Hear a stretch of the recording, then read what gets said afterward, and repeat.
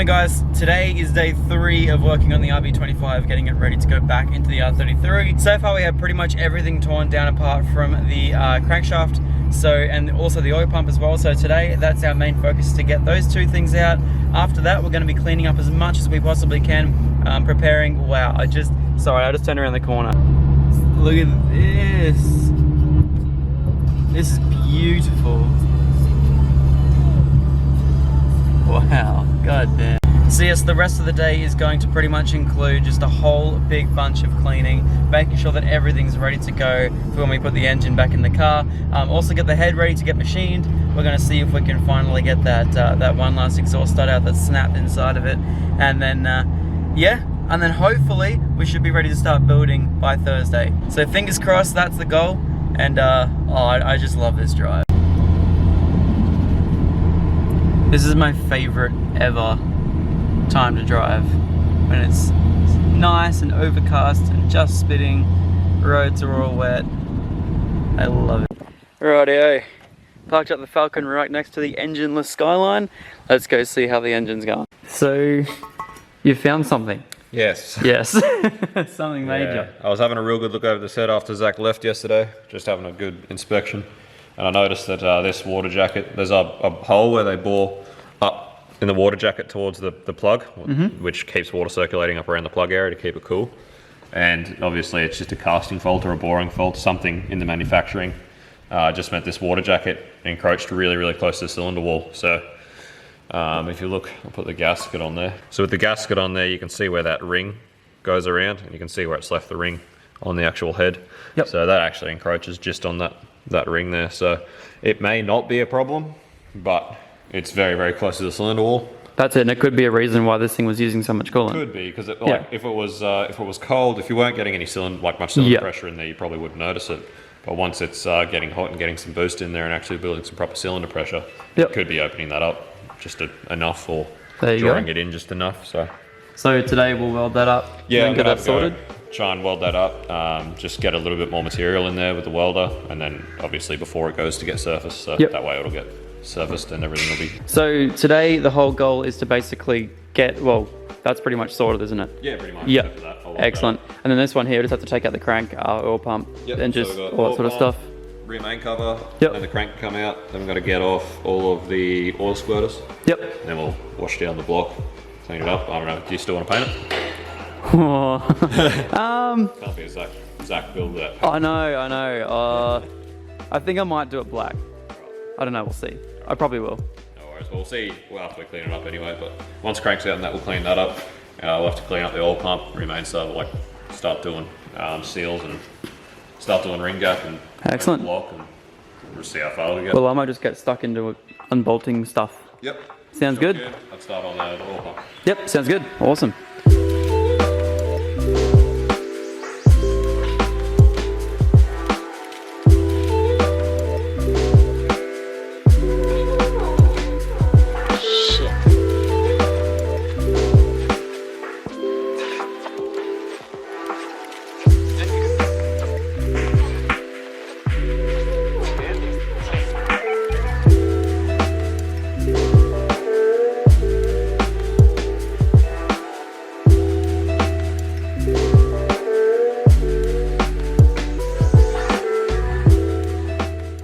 Rightio, so unfortunately the welding didn't work. However, we are going to be... What's that? The welder didn't work. The welder didn't work? Yeah. Oh. Yeah, the operator. Oh, right. Oh, the welder. Right. So yeah, we're going to be using some JB Weld. I'm basically going to be patching in that, and then that'll all be set before we actually get the head machine tomorrow, which would be awesome. So, let's get to work on that. Right, yeah, so I did warn you guys before that today is going to be a lot of cleaning. So over the past, I dare say maybe hour and a half so far, sort of been just cleaning up all these gaskets, all this old horrible seam sealer sort of stuff on this block. So all of these gaskets, these ones here are the most annoying things I've ever had to deal with in the history of the world. And Max has been polishing this. He's having some great fun. Yay. Yay. So yeah, we're just going to keep doing this. I might set you guys up on a time lapse later, I might not. But yeah, this is taking forever, but it has to be done. So yeah, it's going to be all good hopefully after today. So we'll see how we go. This looks scary already. Nah, it's not. Okay, cool. Oh, is this just to get the rings and everything else off? Yep. Ah, very cool. Just ring pliers. Yep. And then this is a ring groove cleaner. So you use these pliers. You can just use your fingers. Sometimes it's easier to use your fingers. Yep. Whoop, that one snapped. It broke. Beautiful. They were a bit worn, weren't That's not very good. they? No. It's not what you'd want, but yeah. The other thing is sometimes if you do have trouble with the ring groover, sometimes it's easier to use a bit of a broken ring. Okay. Get in there and scrape it out. Clean it out. Cool. All we're looking at is like in these ring grooves, there's heaps of carbon buildup. Yep. I'm gonna clean all that out. Very cool.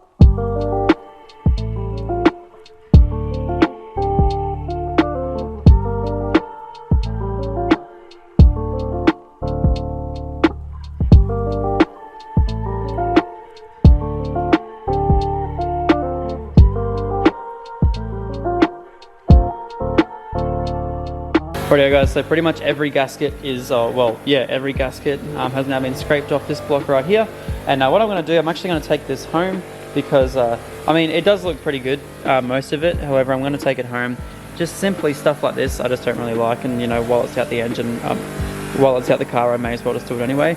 I'm going to tidy up this right here. Going to paint the block as well, just with some engine enamel, so that'll be fine. That way just make it look a little bit nicer as well. The crankshaft is looking good. Apparently there was a little bit of pitting. However, it will be fine to go back in the car the way it is. So that's awesome. We did give it a bit of a polish up, so that'll be awesome.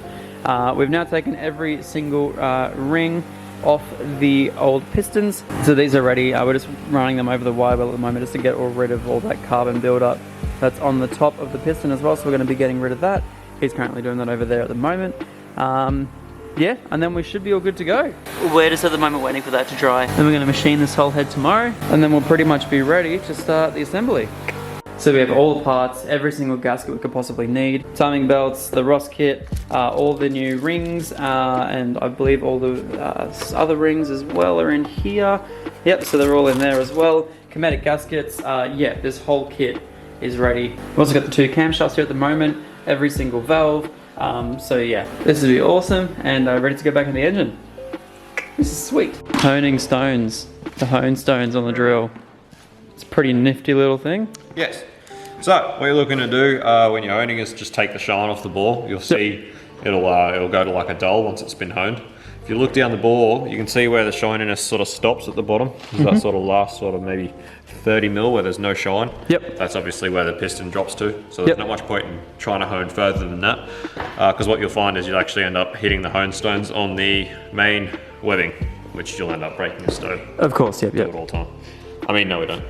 Of course, yep. So yeah, there's no much point in trying to go deeper than that, and what you're looking to do is pretty much match your speed up and down with the speed of the drill. So you want to get like a sort of 45 to 30 degree angle on your cross hatching, which is hard to explain until you've seen it. But Yep. No, I sort of know what you mean, yep. yeah, so you get a bit of a cross hatch on the bore, and all this is just a nice new ring for nice new surface for the new rings to sort of really bed in.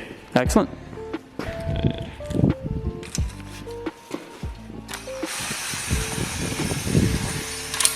Sweet, don't go too fast. And this just creates a perfectly flat surface for those rings to sort of bed into. Yeah, and it gives them a nice sort of, because the glaze is like you imagine water has like surface tension. Yep.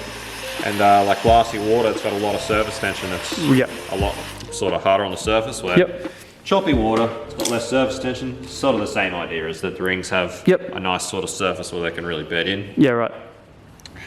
Gives you good oil control and nice good compression. Very cool. That'll probably need a little bit more. You can see how different that is. Yeah, definitely. To number 2 now. See how it's taken, it's nice and dull. That there. You can see the cross hatching in it. There. So I've probably got the drill too fast for that actually. That cross hatching should be a little bit steeper. So yep. Yeah, a little bit at the more on moment that it's very one. straight, is it? Yep. Yeah, it's not quite the angle I want, but and that's your bore. Very cool. That's your hone, quick hone. So simple, easy to do, essential with you if you're going to re-ring an engine. Yep. Even if you're not, usually we'll still give it a quick hone. Excellent. Very cool.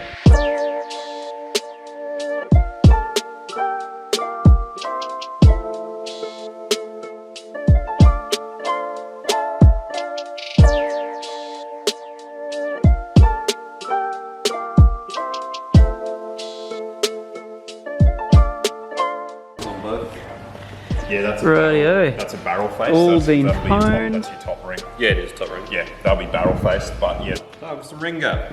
Awesome. It's very important. You want to be measuring your rings like a good 25mm down the ball, and the easiest way to do that and get them square is to use a piston. So we just a bit harder with RB pistons because they're not actually flat. Because they got these in them, but still works. I just put another ring around on the oil ring. Yep. So that just to stop gives you it a from place going to down. stop, yeah. Yep. So just they all go down to there, and you stop. Gets them all nice and flat. That way you can get some feeler gauges in there and measure them up. So Very cool. just spoiler, we did measure. We did do it yesterday. We did just a quick check yesterday just to make sure they were going to gap up in case they were like the wrong size. Because they are a standard size and we don't know how many Ks this motor has done. So, but they seem to gap up fine. Well, they were going to gap up fine. So they look